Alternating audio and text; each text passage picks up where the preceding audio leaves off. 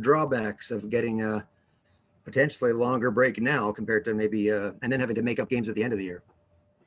Yeah, I guess there's not a whole lot of drawback. Maybe rhythm, I guess, but I think there's a ton of benefit as far as not only physical rest but mental rest. I mean, we played 17 games in 31 days in March, along with a few stretch of games in April or in the first weeks of April here. So I think the mental part of it is underrated in that aspect. We'll go next to Mike McIntyre from the Winnipeg Free Press. Go ahead, Mike. Morning, Neal. Just to pick up on Paul's question there, you saw what was happening around the NHL and other divisions kind of earlier in the season. I guess up here in Canada, like, were you almost thinking that it might just be a matter of time before it hits home in a way and maybe affects some games? Or did guys maybe think that we were almost immune to it up here? No, I mean, we definitely think it's a real thing here. And I think the staff, along with the players, have taken the precautions very seriously. I think we're going above the protocols here, especially. So we've done the best we can, and we'll continue to do that throughout the year. We'll go next to Kelly Moore from CJOB. Go ahead, Kelly. Hey, good morning, Neal. Every once in a while, you have not been afraid to rib teammates about something. So just going back to last Friday, or maybe the next morning, were you giving Pullman the gears over that 5 overtime game in the NCAAs? Yeah, Pullman and Forbert for that matter. I told Forbes I wasn't going to pass to him during the game until the game was over, but the game took too long, so I guess I had to pass to him eventually. No, it was great to see, and it's always fun banter in the locker room. We'll go back to Mike McIntyre. Go ahead, Mike.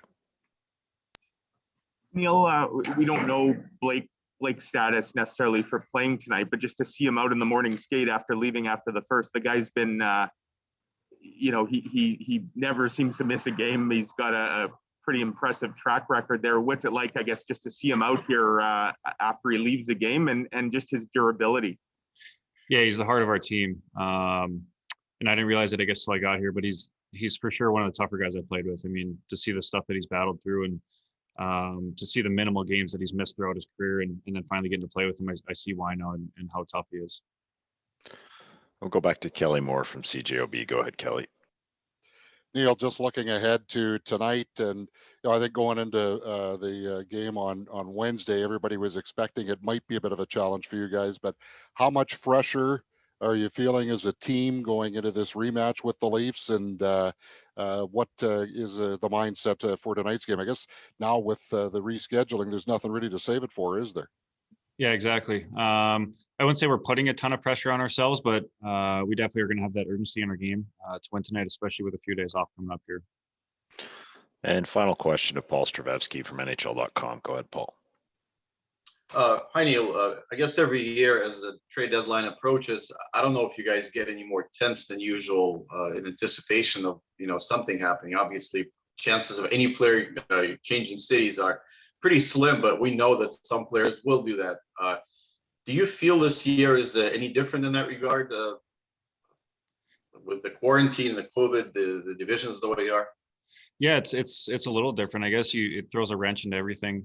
Obviously, every player knows when the deadline's coming, and yeah, and some players might get a little more tense, but for the most part, we're going about our everyday business as usual.